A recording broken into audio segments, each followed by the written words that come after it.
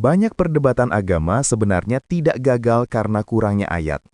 Perdebatan itu gagal karena orang datang dengan kesimpulan, bukan dengan kejujuran intelektual.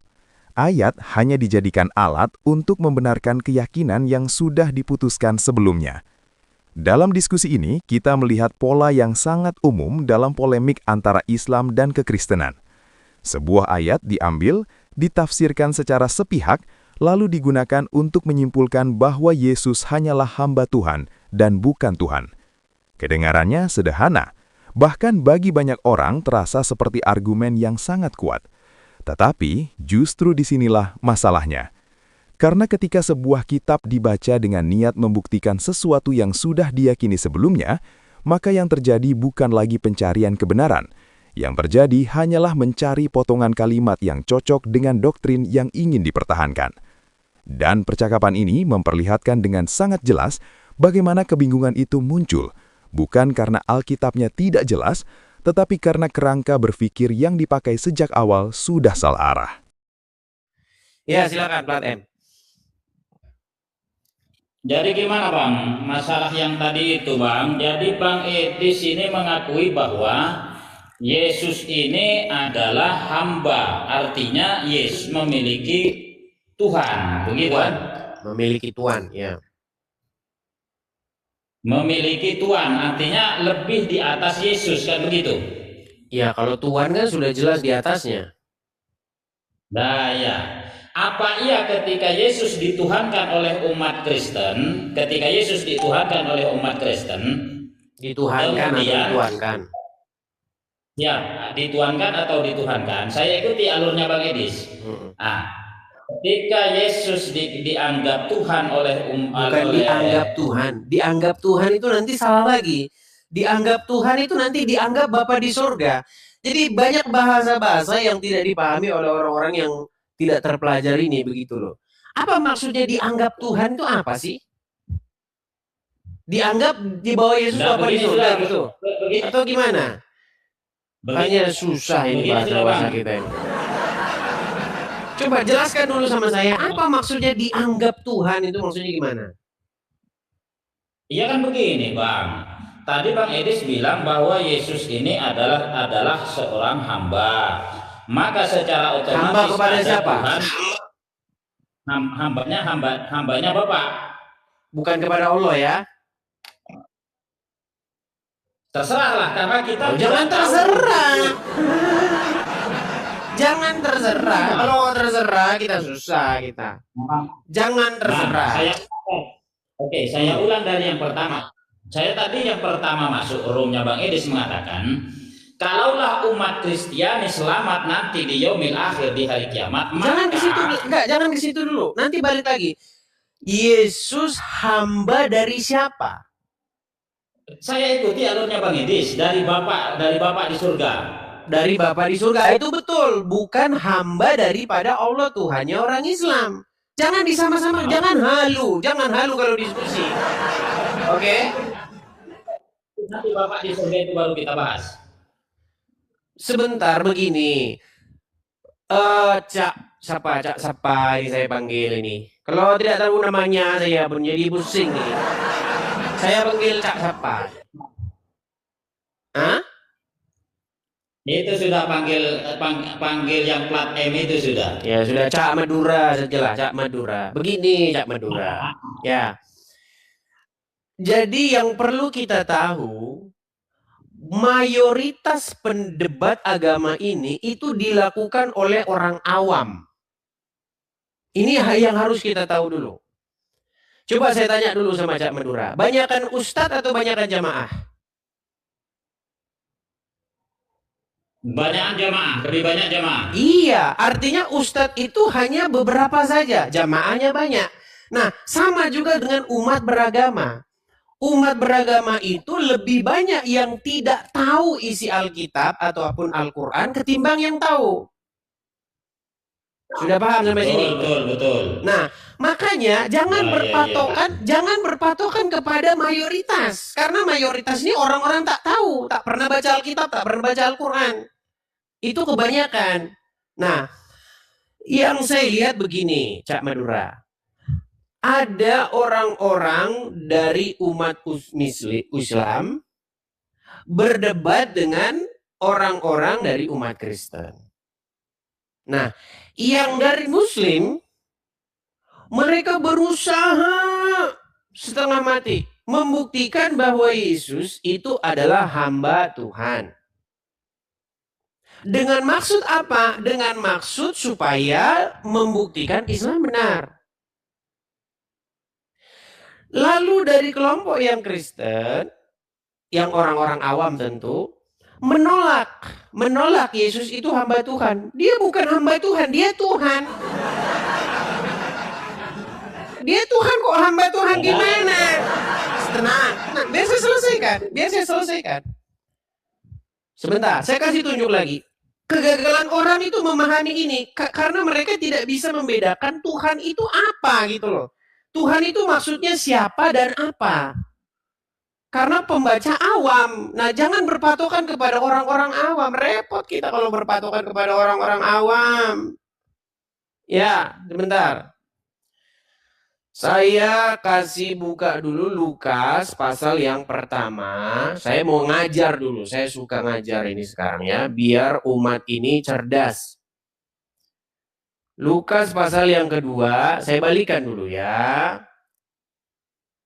Oke. Saya mendidik umat-umat Islam nih. Biar kalau kalian berdebat dengan orang-orang Kristen. Biar kalian ngerti caranya. Karena banyak juga orang Kristen yang menolak bahwa Yesus diserahkan kepada Tuhan, katanya diserahkan kepada dirinya sendiri. Gimana? Kelahiran Yesus. Saya bacakan ya, kelahiran Yesus. Pasal berapa itu? Lukas pasal yang kedua. Nih kelihatan ya? Lukas pasal yang kedua, terus kita baca terus. Inilah waktu saya diskusi dengan Nandar itu dan dipotong-potong. Nih.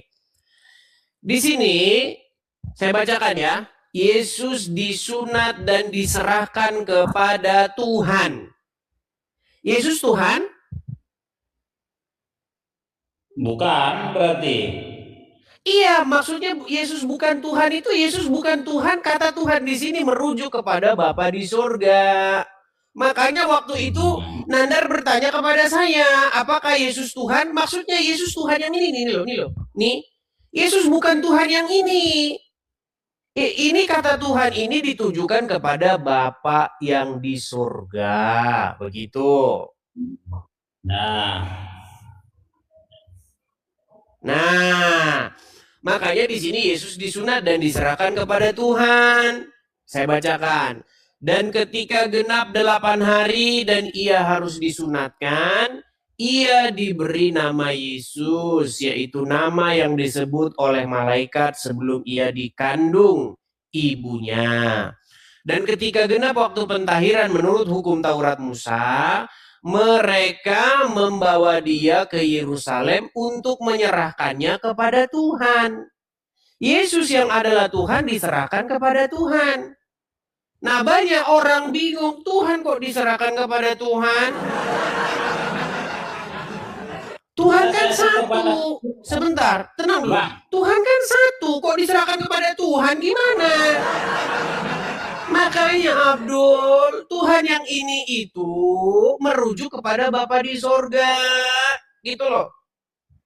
Tuhan yang Yesus diserahkan kepadanya merujuk kepada Bapa di sorga. Makanya Yesus bukan Tuhan, itu maksudnya Yesus bukan Tuhan Bapa di sorga. Aduh, susahnya menjelaskan ini gimana? Bisa saya bantah Bang. Nah, ini. Ya, silakan. Itu tadi kan Yesus diserahkan kepada Tuhan Bapa yang di surga. Ya. Itu, Bang Edi sepaham ya? Bang Edi sepaham itu. Ya, pemahaman Bang Edi kan itu kalau Yesus diserahkan kepada Tuhan di surga, kepada Bapa di surga. Maksudnya begini loh, kata Tuhan itu kan begini. Makanya waktu kita ngomong Tuhan itu, kita itu harus jelas siapa yang kita omong. Contoh, saya kasih contoh. Ada orang Islam ketemu dengan orang Kristen, ketemu dengan orang Hindu. Mereka bertiga ngomong begini. Yang Islam ngomong gini, ayo berdoa kepada Tuhan? Pasti yang ada di dalam kepalanya orang Islam di situ Allah, betul nggak? Kalau saya enggak, Bang. Ya, susah ini kalau bikin kan. Plat M. Waktu gini aja dah. Misalnya kamu bertemu dengan seorang Kristen. Terus seorang Kristen itu bilang begini, Plat M, ayo berdoa sama Tuhan. Apakah orang Kristen itu lagi ngomongin Allah? Pastinya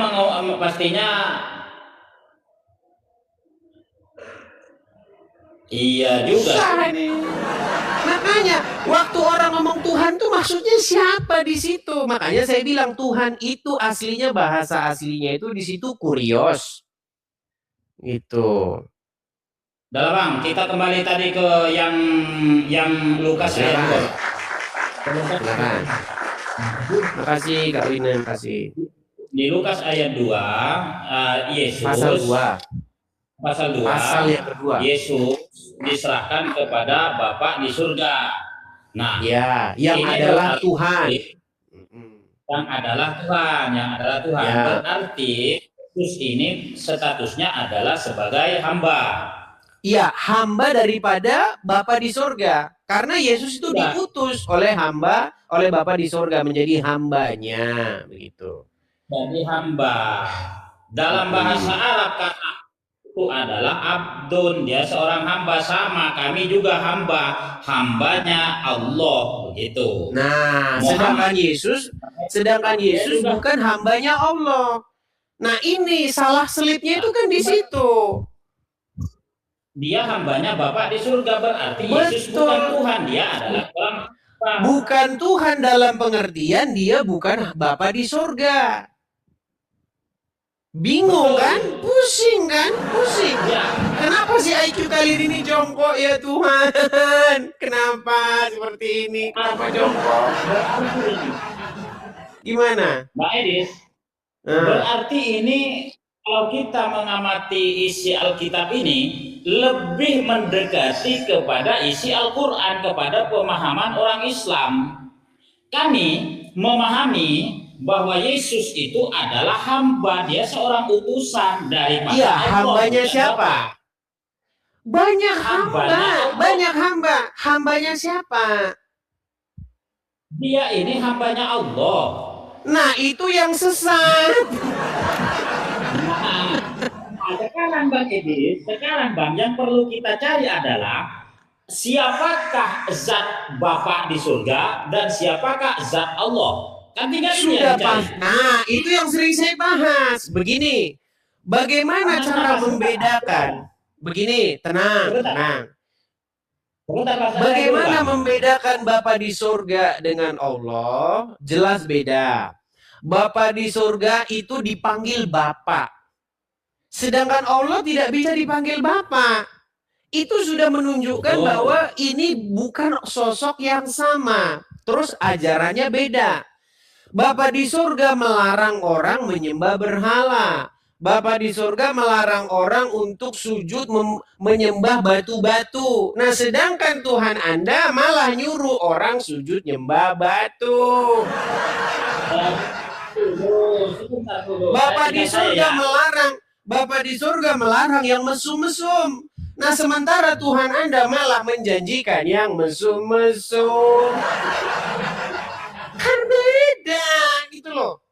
Bagaimana sih Anda ini? Bisa. Gimana? Sebentar, tinggal saya ya. Tinggal saya. Silakan. Oke, Bang. Di sisi lain ada perbedaan, tapi di sisi lain ada persamaan. Oke. Nah, tadi yang Bang Edi sampaikan itu adalah bentuk dari perbedaan agama Kristen dengan dengan Islam. Sekarang kita cari apa persamaan dari agama Kristen dengan agama Islam. Yang pertama, Bang. Yang pertama adalah Yesus adalah seorang hamba, dia adalah seorang utusan dari Bapa di surga. Sama dengan umat Islam menyatakan bahwa Yesus itu adalah seorang hamba, dia seorang nabi, dia seorang utusan. Persamaannya sama utusan siapa, bukan siapa. Nah, tenang. Sebentar, Enggak. sebentar. Sama nggak utusan Bapa di surga dengan utusan setan? Sama nggak? Itu nanti kan tinggal kita cari siapa wujud Ya, Allah jangan dan siapa. begitu. Kalau begini loh. Jangan berpikir setengah-setengah, jangan berpikir itu menggantung. Begini loh, marilah kita itu jujur yuk dalam diskusi. Yang terjadi selama ini itu muter-muter. Orang dari pihak Islamnya orang awam muter-muter, jelimet. Yang dari Kristennya orang awam, banyak juga muter-muter, jelimet. Akhirnya dua-duanya muter-muter. Sekarang kita itu ayo kita buka ini Alkitabnya apa adanya. Kita buka Qur'annya apa adanya. Dengan modal jujur dan terbuka, maka kita akan mengenal kebenaran. Gitu loh. Makanya nanti kita cari siapakah zat Bapa di surga dan siapakah zat Allah umat Islam. Itu nanti yang kita cari. Mulai ngemis-ngemis nyamain Tuhan sekarang kan. Tuh, kena pelanggaran tuh. Saya turunkan dulu. Susah ini.